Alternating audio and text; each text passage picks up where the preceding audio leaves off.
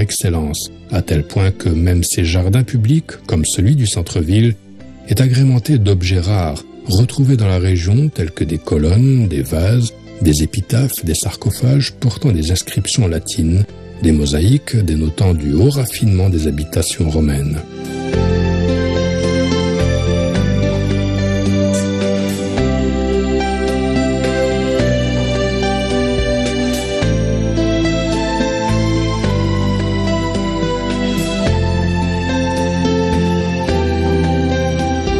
Tébessa l'Antique ou Tébessa al-Khalia est une cité archéologique se trouvant à un peu plus de 2 km de la muraille byzantine.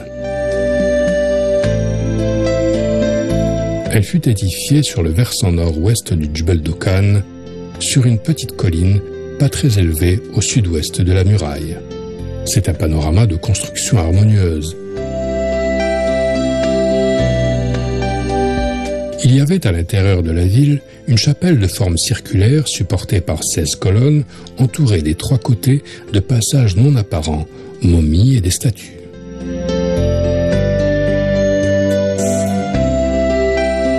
Un cercle en plein milieu d'un carré, côté est, servait de sortie à la chorale sacrée. Il y avait à côté du temple principal un plus petit construit avec des piliers en marbre rose dont les traces subsistent à ce jour. On y trouve des vestiges de piscines, d'habitations spacieuses réservées aux dirigeants et à leurs familles, des bureaux pour les fonctionnaires, des maisons pour les visiteurs, des chambres à coucher, des bains. Les structures sociales y étaient présentes également, telles que les écuries, les huileries. L'eau y était amenée à travers des canalisations suspendues. Les vestiges de cette cité prouvent la grandeur de ce lieu historique à travers les espaces réservés aux différentes structures sociales, la richesse et la diversité architecturale qui l'avaient caractérisé.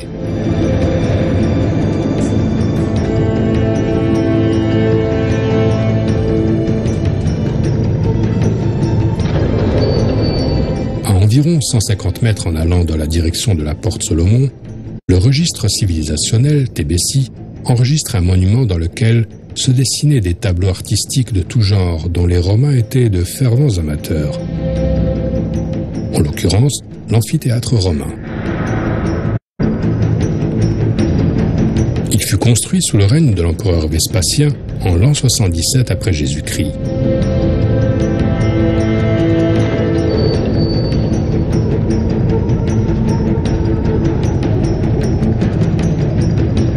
Petite promenade dans cette œuvre architecturale de premier plan et l'observation des moindres détails de sa construction nous renseignent sur la créativité et le génie de ceux qui l'ont édifié.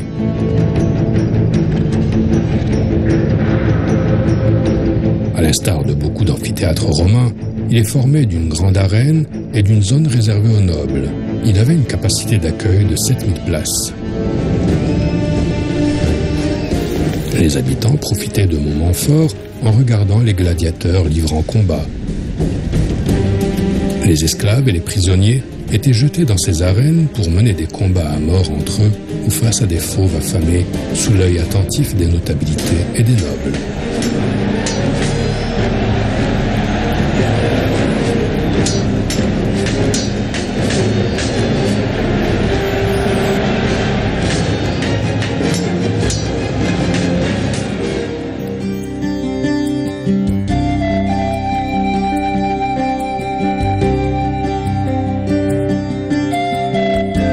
Sur la route reliant Tébessa à Bir al-Atr et à 35 km au sud de la ville se dresse l'huilerie Brizgan. Les chercheurs pensent qu'elle a dû appartenir à une riche famille romaine de la région. L'importance de cette huilerie et les 200 plus petites qui l'entourent et dont les traces sont encore visibles sur le terrain témoignent de l'importance qu'accordaient les Romains à l'agriculture en général et à l'oléiculture en particulier.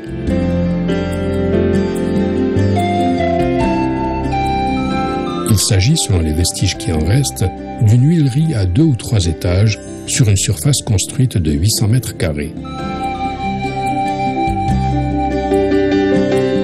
L'intérieur est divisé en 4 parties parallèles au mur, et dans chacune d'elles sont disposées 7 dalles en tant qu'entrée ayant une largeur de 250 mètres.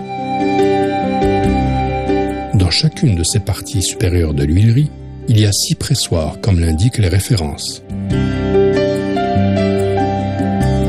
En 1980, l'huilerie de Berizgan fut classée comme le seul et unique monument de la vie économique de la région durant cette période de son histoire, surtout que Tebessa était le premier producteur d'huile d'olive durant la période romaine.